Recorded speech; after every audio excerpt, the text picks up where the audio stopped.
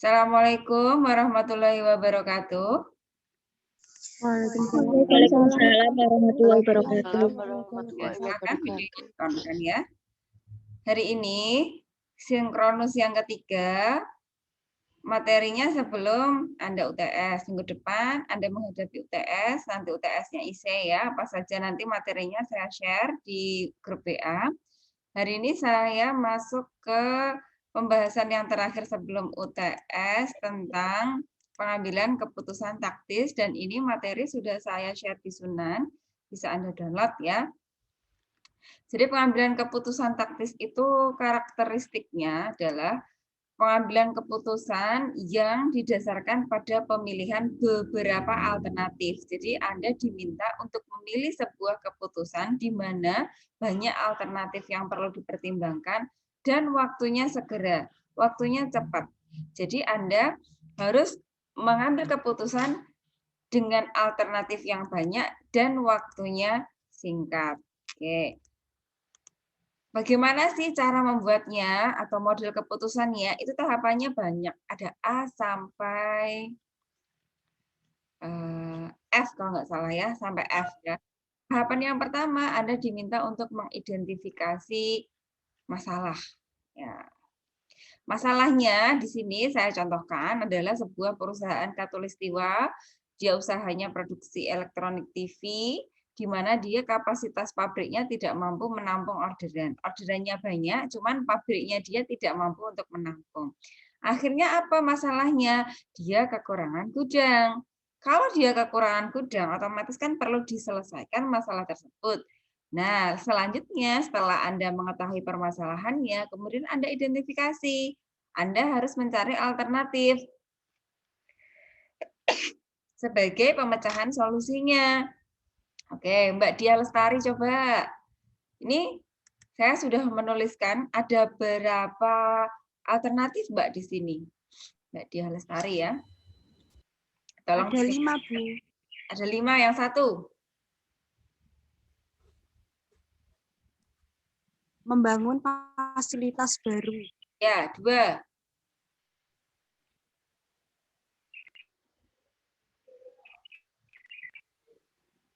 Kok nggak ada suaranya? Menyewa fasilitas yang lebih besar. 3. Menyewa fasilitas yang lebih besar. Menyewa fasilitas tambahan. 4.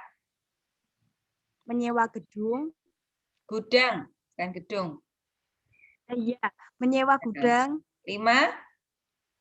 Membeli komponen dan mengosongkan gudang. Ya, tidak memproduksi tapi beli dari luar ya, dari pemasok ya. Nah, 5 alternatif ini Anda harus bisa mengidentifikasi biaya dan manfaat. Biayanya harus lebih besar atau lebih kecil, Mbak Dia?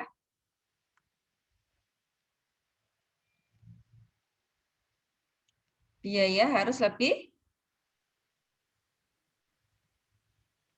apa?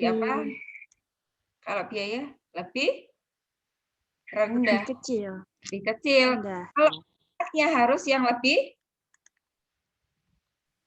manfaatnya harus yang lebih besar. Jadi Anda harus mempertimbangkan kelima item ini, mencari biaya yang paling murah, tetapi manfaatnya paling besar. Itu poin yang ke C. Poin yang keempat, kan setelah Anda hitung-hitung ya, ternyata di poin D, ya, biaya dan manfaat itu lebih besar yang mana, Mbak, dari 1 sampai 5? Kayaknya lebih cenderung ke nomor berapa nih, 1 sampai 5?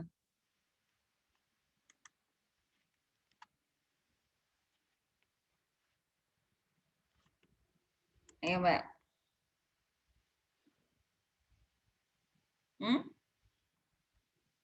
Masih Mbak Dia Lestari ya? 1 sampai 5. Pilih nomor berapa berarti? Menyewa itu, Bu, gudang. Menyewa Kalau gudang itu membeli nomor berapa berarti? Nomor 4 kayak. Alasannya kenapa di sini memilih nomor 4?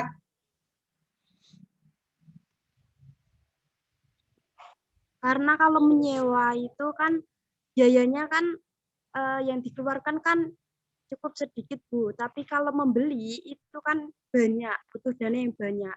Sedangkan kita itu membutuhkan tempat itu sekarang gitu loh, Bu. Dalam waktu yang singkat ya, segera ya. Ya, Ya. ya Bu. Oke. Nomor E, apa Mbak? Baca Mbak.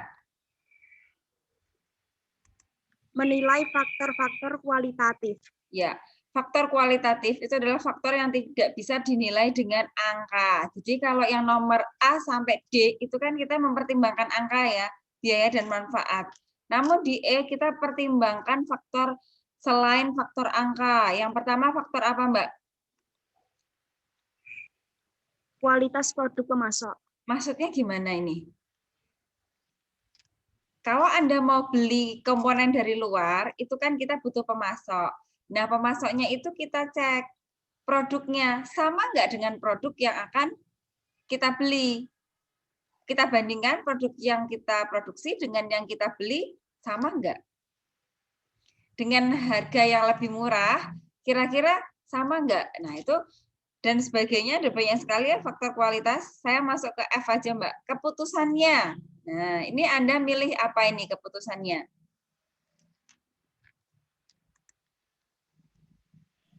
Memilih alternatif yang memberi manfaat terbesar. Iya, berarti poin ke?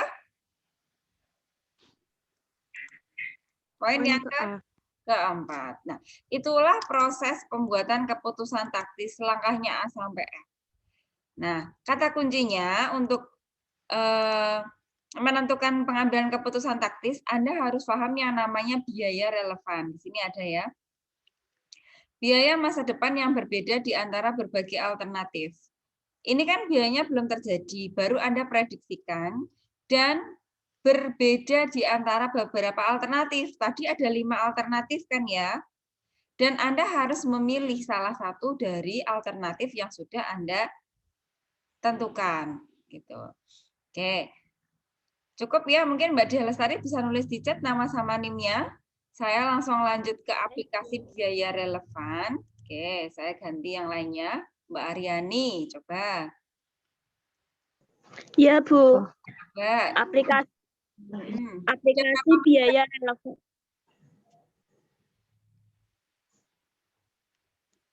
Ada berapa macam, Mbak? Ada 4. Ya, 1. Keputusan membuat atau membeli. Ya. Yang kedua, keputusan mempertahankan atau menghentikan suatu segmen atau lini produk. 3. Yang ketiga, menerima suatu pesanan khusus di bawah harga normal. Yang keempat, memproses lebih lanjut produk bersama atau menjualnya pada titik pisah. Keputusan membuat atau membeli. Nah, sudah dibaca di awal tadi. Ya kan? 4 ya. Kita mulai yang pertama dulu, keputusan membuat atau membeli. Kayak tadi, contoh saya yang pertama tadi kan termasuk keputusan membuat atau membeli. Saya contohkan, Mbak, ini nama perusahaannya apa, Mbak?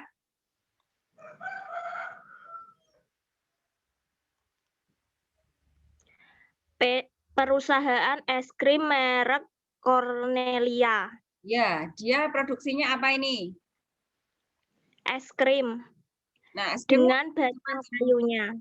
Iya, jadi ini khusus es krim yang ada batang kayunya, yang ada pegangan kayunya itu ya.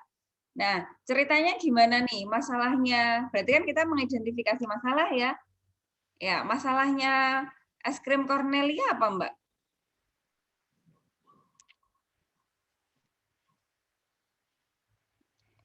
Apa yang sedang dihadapi oleh Cornelia di sini?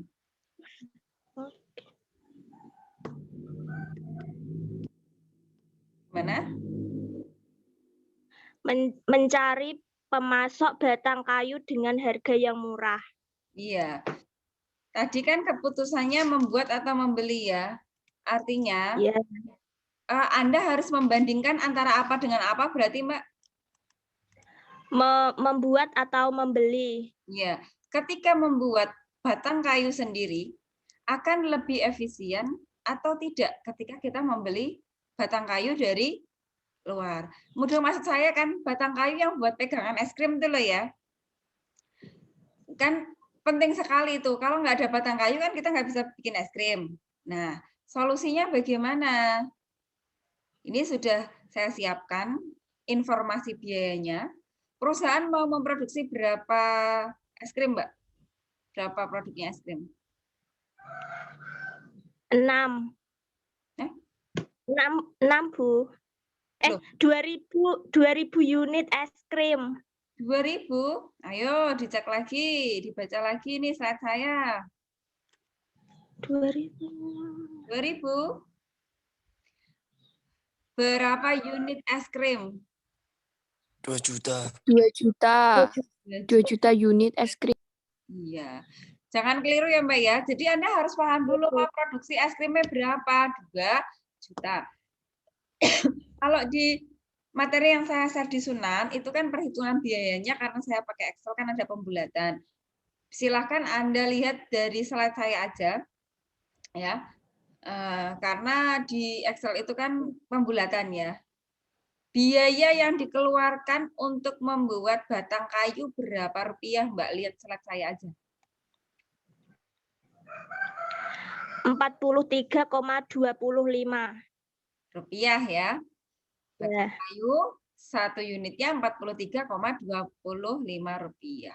Ternyata dia dapat tawaran bagaimana, Mbak? Dia mau membeli dari luar atau memproduksi sendiri. Kalau dari luar dia dapat tawaran harga berapa nih? 42. Iya, berarti kan kalau memproduksi sendiri 43,25, kalau beli dari luar 42. Anda harus membuat keputusan. Apa keputusanmu, Mbak? Membuat. Kan harganya lebih tinggi, Mbak, kalau membuat. Karena di slide selanjutnya itu ada pemilihan alternatif yang totalnya itu total yang membuat atau membeli itu yang membuat lebih kecil, Bu. Nah, kenapa bisa seperti itu? Ada apa nih? Kok yang awal tadi, ya kan? Awal tadi kan menunjukkan produksi itu lebih tinggi ketimbang membeli kan ya. Tetapi slide selanjutnya, kalau Anda baca, ya kan? Ternyata setelah dipilih alternatifnya, kok Anda malah memilih yang membuat. Alasannya kenapa, Mbak? Karena dengan memproduksi sendiri ini perusahaan akan menghemat biaya sebesar 7.000. 7.000 gimana? Ini angka berapa? Itu 7 juta. Iya, 7 juta. Nah, kenapa ada penghematan biaya ini? Kenapa kok ada penghematan biaya 7 juta? Ada apa di sini?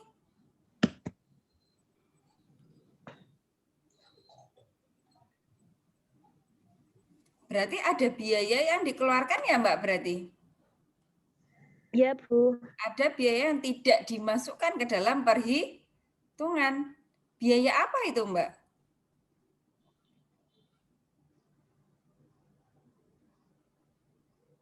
Anda cek di atas ya. Biayanya kan banyak ya di sini ya. Apakah semua biaya yang sudah Anda siapkan ya, itu masuk ke dalam pemilihan alternatif di sini, Mbak? Tidak. Ya, identifikasi biaya apa yang tidak masuk ke dalam pemilihan alternatif.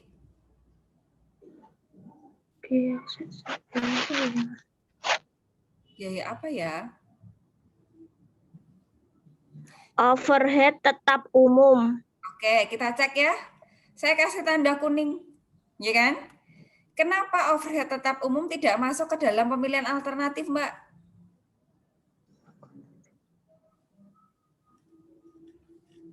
Semuanya masuk kan kecuali overhead tetap umum. Kenapa nggak masuk di situ?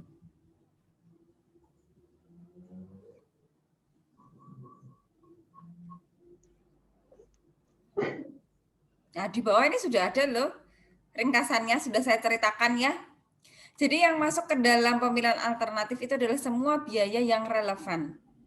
Biaya relevan adalah biaya yang memang benar-benar itu terkait dengan produk. Kemudian kalau yang biaya tidak relevan, itu kan biaya yang tidak ada kaitannya langsung dengan produk. Contohnya biaya tetap umum. Yang namanya biaya tetap itu kan produksi nggak produksi, biaya itu pasti akan keluar. Nah, itu kan nggak relevan. Karena ketika tidak produksi ya tidak kan harusnya tidak harus dikeluarin. Nah, sehingga biaya tetapnya itu tidak kita masukkan. Selain itu, juga ada yang namanya biaya depresiasi. Ini ada. Biaya depresiasi itu termasuk biaya terbenam. Kenapa? Biaya depresiasi itu kan suatu biaya yang tidak mengeluarkan kas. Tidak ngeluarin duit, tidak ngeluarin tunai, sehingga itu tidak relevan ketika kita hitung di dalam pemilihan, kita hitung dalam pembuatan produk. Sehingga kalau kita hitung, ya sewa peralatan pasti iya. Kalau membuat, kalau membeli kan nggak ada. Bahan baku iya, tenaga kerja iya, overhead variabel iya. Nah ini bedanya. Kan membeli, sekarang di sini Mbak poinnya. Berapa kalau beli dari luar? Berapa unit, berapa rupiah tadi beli dari luar? Rp34. Beli dari luar, 34. 84 juta rupiah. Ya kan ini totalnya, per unitnya. Kalau membeli dari 42 rupiah. iya, 42 rupiah. Dikali berapa unit? 4 juta. 2 juta. 2 juta. 2 juta 2 unit. juta. Dikali 42. Oke, hasilnya 84. Sampai sini paham ya? Ya. Kalau kita membeli batang kayu, kan harus ada pegawai yang melanjutkan batang kayu tersebut kan supaya jadi es krim. Itu saya anggap ada karyawan paruh waktu karena kan batang kayunya sudah jadi, tinggal bikin nyetak es krimnya aja. Nah, saya anggap per unitnya berapa rupiah ini? Saya asumsikan. 3 rupiah, Bu. 3 rupiah kali 2 juta sehingga hasilnya adalah 6 juta. Ini asumsi saya. Kalau saya bandingkan membuat dan membeli, ternyata lebih hemat yang membuat. Walaupun di awal ketika kita punya tawaran, kita merasa, oh kayaknya lebih murah ketika membeli ya. Tapi kan Anda belum menghitung biaya relevannya. Ketika Anda sudah membuka, menganalisis menggunakan biaya relevan, ternyata hasilnya berbeda dengan asumsi Anda yang pertama. Jadi itu fungsi dari biaya relevan. Yang sebenarnya di awal Anda merasa, oh lebih murah dong kalau kita membeli. Ternyata setelah dihitung secara relevan, hasilnya berbalik arah, berbeda. Gitu. Paham ya untuk yang membuat atau membeli? Saya lanjut ke yang kedua. Oke, cukup ya Mbak Aryani tadi ya? Oke, Bu. Lanjut, sekarang saya ganti ke Mbak Ari Fitriah. Keputusan yang kedua, Iya, Mbak? Bu. Keputusan mempertahankan atau menghentikan suatu segmen atau lini produk. Ya, kata kuncinya kan segmen ya. Apa Mbak segmen itu? Iya.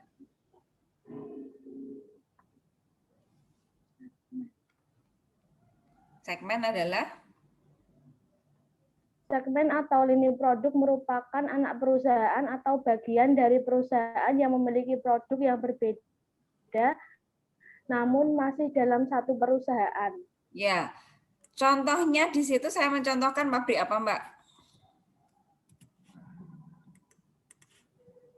Indofood. Indofood. Produknya apa saja? Indomie, saus, kecap, sirup. Nah, satu perusahaan nggak sih itu?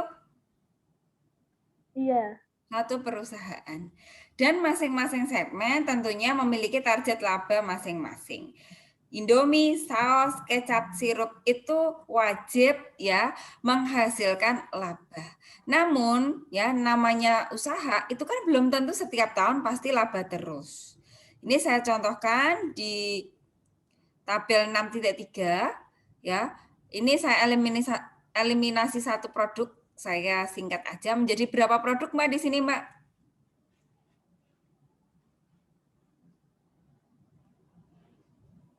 Tiga produk, Bu. Ya, apa saja?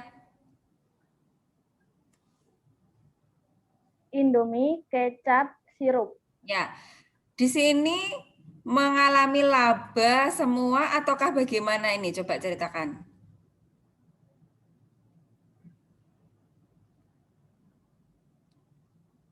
Indomie mengalami apa ini? Indomie memperoleh laba segmen 380 juta, kecap memperoleh laba 102.500.000, namun sirup memperoleh rugi segmen 9.500.000. Iya, berarti salah satu dari segmennya ada yang rugi ya. Iya. Nah, solusinya gimana, Mbak? Tadi kan mau dihentikan atau dipertahankan? Anda pilih apa ini?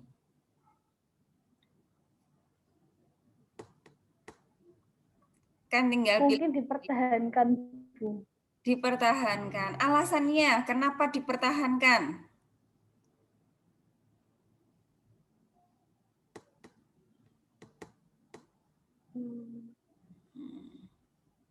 Karena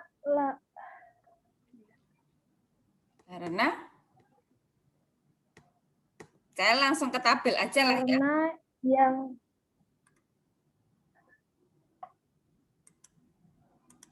Karena coba lihat tabel karena saja. yang tadi Indomie sama kecap. Oh iya. Ini hasil akhir ya. Ternyata kalau dipertahankan bagaimana Mbak hasilnya?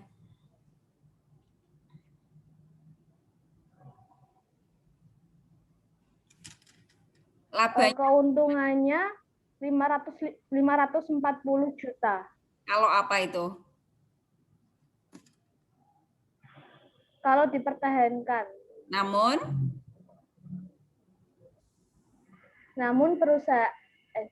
jika perusahaan menghentikan produk sirup, maka laba yang diperoleh perusahaan hanya 532.500.000 rupiah. Iya, berarti Anda harus milih pertahankan apa hentikan. Mempertahankan. Iya, alasannya karena keuntungannya lebih besar daripada menghentikan produk sirup. Iya, itu ya alasannya. Nah, kenapa biayanya ini kok dipangkas? Kan ini sedikit ya biayanya ya. Kan beda. Kalau di sini kan panjang ya biayanya ya. Ya. Yeah. Berarti itu ada beberapa biaya yang memang dia tidak relevan. Saya contohkan di sini adalah depresiasi ya. Mana ini? Depresiasi. Depresiasi tadi kan biaya terbenam ya. Nggak masuk di sini biaya depresiasi karena dia tidak mengeluarkan kas. Paham ya sampai sini ya? Oke, cukup. Lanjut. Mungkin bisa nulis di chat ya Mbak ya. Saya lanjutkan untuk yang keputusan yang ketiga. Ya, Bu. Mbak Elma, Sofiana, keputusan yang ketiga Mbak.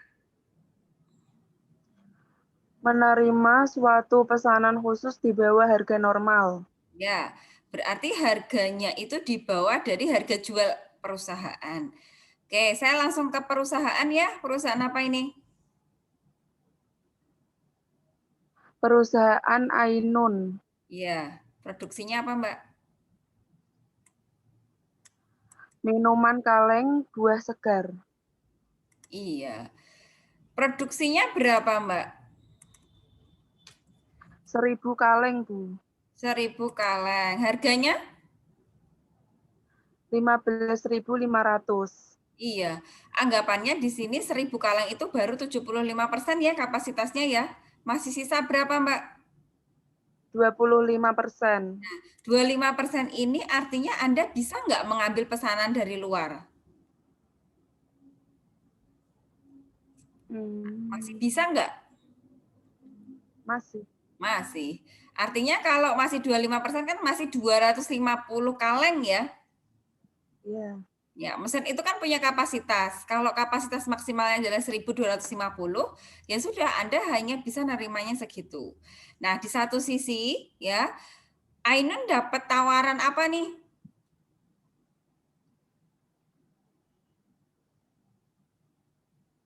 Dapat tawaran berupa Minuman kaleng buah 200 kaleng. Harganya berapa? 15.000. Iya, mau nggak Anda nerima? Mau nggak nerima? Mau apa enggak? Kan Mau. awalnya harga jualnya berapa, Mbak? 15.500. Ya, terus Anda dapat tawaran ya 200 kaleng nih, tapi aku maunya belinya harga 15.000. Nah, ini kan harus segera Anda putuskan ya. Iya. Iya, pilih apa? Diterima apa ditolak?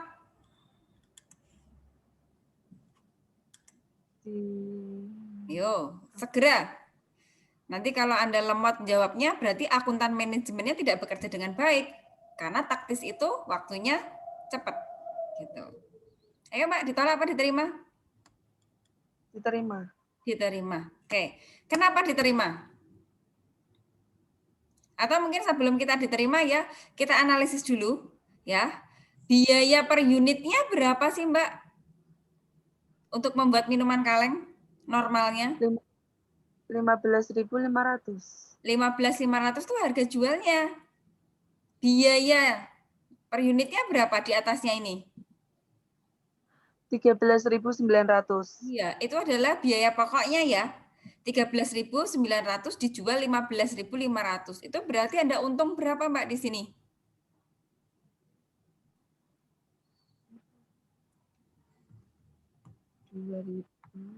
Dikurangin aja, 15.500 dikurangi 13.900. Anda untung berapa di sini? 2.400. Oh, masa? Oh, 15.500 dikurangi 13.900 kok. 1.600. 1.600. Itu kan keuntungan Anda di awal kan ya? Ya kan? Ya. Ya. Ternyata Anda dapat tawaran 15.000. Mau nggak ditolak? Mau nggak diterima atau ditolak? Kita bikin biaya relevannya. Ya. Keputusannya gimana Mbak setelah lihat tabel ini? Ditolak apa diterima? Diterima. Alasannya? Jika apa ini? Ayo, jika perusahaan memperoleh laba 20.900.000. Ayo, menerima apa ini? Menerima pesanan. Nah, pesanannya adalah pesanan khusus karena harganya khusus kan ya? Iya. Senilai 20.900.000 rupiah. namun, yuk dilanjutin lagi namun Jika perusahaan menolak, maka tidak memperoleh laba. Iya. Kan jelas ya. Jika nerima dapat untung 20.900, tapi kalau ditolak tidak dapat keuntungan sama sekali. Nah, selain itu perhatikan di keterangan itu kan ada biaya-biaya yang tidak semua biaya masuk ke sini, ya. Ini kan panjang sekali biayanya ya. Ya. Nah, ternyata ada biaya-biaya yang tidak relevan. Oke, biaya apa saja, Mbak? Yang tidak relevan. Ini sudah saya tuliskan di bawah, biaya apa saja? Biaya komisi, biaya distribusi, Ya. biaya gaji, biaya depresiasi, biaya pajak, dan biaya lain-lain atau biaya tetap. Sekarang, kenapa biaya komisi kok tidak relevan masuk ke sini? Kalau Anda dapat pesanan, perlu ngasih komisi enggak?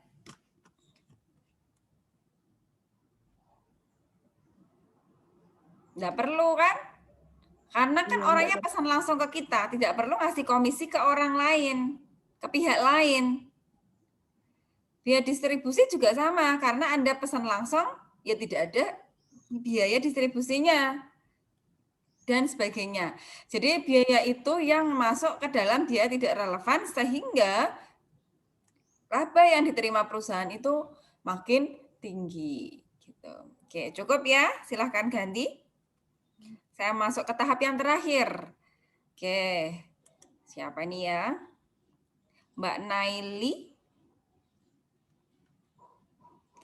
Iya, Bu. Keputusan yang terakhir apa, Mbak? Memproses lebih lanjut produk bersama atau menjualnya pada titik pisah. Oke, saya bisa mencontohkan nama perusahaan aja langsung ya. Perusahaan apa? Perusahaan Sang Banana. Ini usaha apa, Mbak?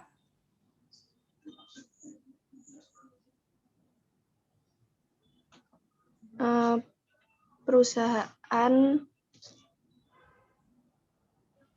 produk buah pisang raja. Iya. Dia jualan dalam bentuk apa saja sih pisang rajanya ini? Buah pisang raja berukuran kurang lebih 20 cm. Terus? Buah pisang raja berukuran 15 cm sama buah pisang raja berukuran 10 cm. Kan itu tipenya. Produknya, Mbak, produknya apa saja? Buah, sale pisang, sama keripik pisang. Ya, itu kan ceritanya Sang Banana punya produk macam-macam, kan gitu. Salah satunya adalah tipe 1 yang masih buah segar. Nah, ini biaya-biayanya sama kuantitinya sudah ada ya. Tinggal di sini Sang Banana dapat tawaran apa nih? Buah kaleng. Ya, buah kaleng itu kan berarti dasarnya pakai buah pisang. Buah pisang kan ya? Iya. Nah, Anda dihadapkan mau jualan buah pisang raja berupa buah atau berupa kaleng, kan gitu. Mau dijual langsung atau diolah menjadi buah kaleng. Ya. Ini sudah saya buat rinciannya ya. Harga jual buah kalengnya berapa, Mbak? Per unit 10.000. Harga jual lah, Mbak? Harga jual buah kaleng. 29.000 per kaleng. 29.000 ya. Kalau mau bikin buah kaleng, kan Anda berarti pakai tipe yang mana, Mbak? Tipe 1, 2, 3? 1. Tipe 1 kan ya, harga jualnya adalah 30.000. Ini pakainya bahasanya 150 lirang, tahu kan ya? Iya. Ya, berarti 30.000 kali 150. Ketika kita menjual, kita langsung menjual langsung, itu berarti 30.000 dikali 150. berarti 4.500. Ya, ketika dijual langsung ya, kita bandingkan kalau kita mau memproses lebih lanjut. Ya, berarti berapa rupiah tadi harga jualnya, Mbak? 29.000. Dikali berapa? Asumsinya menjadi berapa kaleng ya? 400 kaleng. Nah, coba dicek. Berapa kali berapa berarti? 29.000 kali 400. Hasilnya adalah? 11.600.000. Ya. Itu kan pendapatannya, ya kan? Iya. Dikurangi dengan biaya pemprosesannya. Tadi biayanya berapa yang dibutuhkan untuk membuat Sang Banana? Per unitnya berapa? 10.000. 10.000 dikali 400. Benar ya, 4 juta ya? Iya. Iya. Kalau sudah kan kita kurangkan. Nah, ini kan namanya laba ya. Ya. Berarti tabel 6.9 menunjukkan Anda lebih memilih yang menjual atau diproses lebih lanjut. Memproses lebih lanjut. Alasannya? Karena labanya lebih tinggi daripada menjual langsung.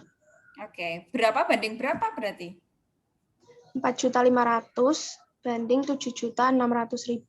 Iya. Selisih 3.100.000. Nah, itulah biaya relevan yang bisa Anda hemat. Ya kan? Kalau langsung dijual hanya dapat untung 4.500.000, tapi kalau diproses lebih lanjut dapat 7.600.000. Oke, sampai sini paham? Paham, Bu. 4 keputusan sudah semua ya. Intinya ada biaya yang boleh dimasukkan dan tidak boleh dimasukkan. Itu namanya biaya relevan. Oke, saya kira itu. Nanti Anda UTS-nya pengambilan keputusan taktis ini, kemudian kemarin materi yang sebelum materi ini, apa ya saya lupa, tentang BEP dan kawan-kawannya, kemudian ada pemisahan biaya campuran, ada 3. Silakan Anda pelajari.